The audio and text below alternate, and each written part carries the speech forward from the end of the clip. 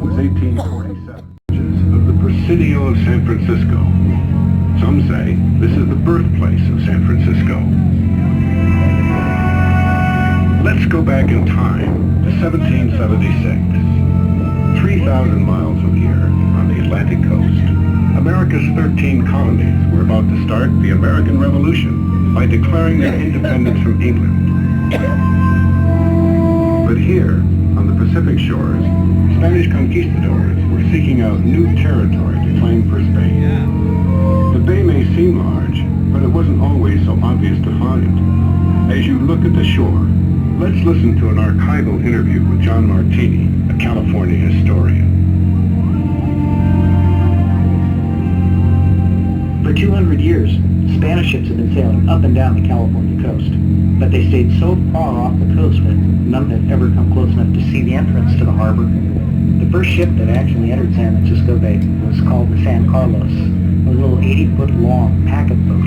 Lieutenant Juan Manuel de Ayala, in command, piloted the little boat through the straits that hadn't even yet been named the Golden Gate, treacherous, rocky straits, anchored off what's now Angel Island, and spent the next 8 weeks charting the bay and naming the geographical features. After that first boat came into the bay, a year later, on March 28, 1776, Captain Juan Bautista de Anza stood on the bluff where the Presidio is now. Imagine him looking down at the narrow entrance to the bay far below. On that spot, he planted a cross in the ground and established a fort. The word Presidio translates as Army Post in Spanish, and the cross marked the northernmost point of Spain's vast empire. Father Pedro Font, who accompanied de Anza, had more of an eye for natural beauty than military strategy. That day, he wrote in his diary that if the bay could be well settled like Europe, there would not be anything more beautiful in the world. He was quite a visionary, because the beauty that Father Font saw was more rugged than the beauty we see today. Look again at the forests of the Presidio. 200 years ago, those ridges were barren rock and sand dunes. The first trees were planted there in the 1880s, a century after de Anza planted his cross. Today, the Presidio is now under the protection of the National Park Service, and many of the historic military homes have been restored into housing for local residents. It is a popular destination for hikes. If you like movies, it is the location of Industrial Light and Magic, the special effects company that made unforgettable films like Star Wars, the Indiana Jones series, and Pirates of the Caribbean.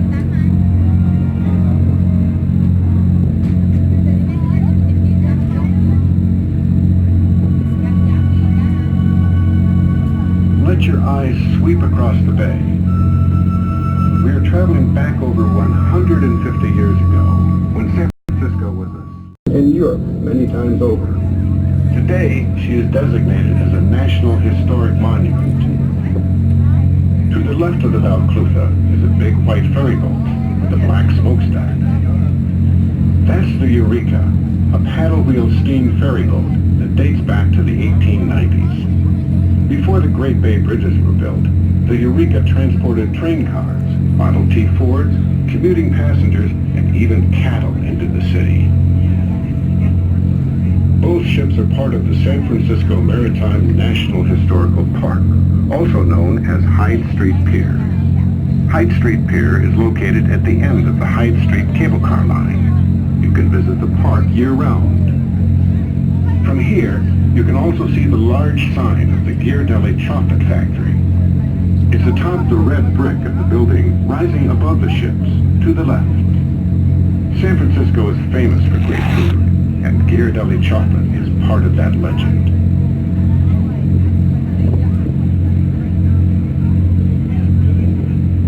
Now look farther along the shoreline. You'll see large buildings with red doors.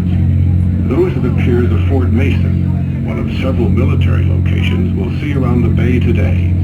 John Martini is a San Francisco historian. For most of its history, Fort Mason was called a port of embarkation.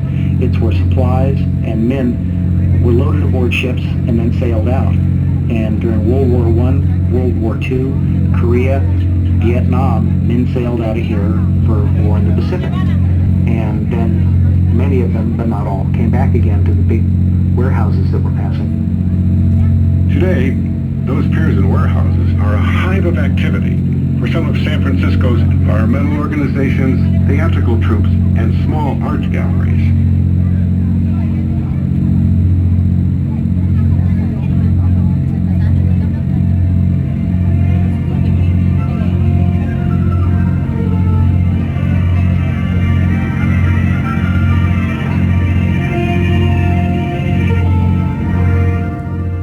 Caution, and always use the provided handrails. Be extra careful near stairwells. For your safety, please, do not stand on the benches, and please refrain from smoking anywhere on the vessel.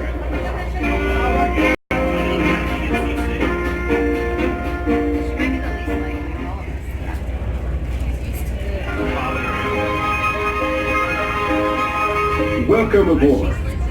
Today we are headed out on a cruise around the San Francisco Bay. We'll voyage out under the Golden Gate Bridge, around famous Alcatraz Island, and get a unique seaside view of the beautiful city on the bay. From San Francisco to Alcatraz to the Golden Gate Bridge and beyond, we'll be covering a lot of territory today, a lot of history, and a lot of stories. San Francisco is a port city, a city with salt water in her veins. Take a good look, my friends, for this is no ordinary view.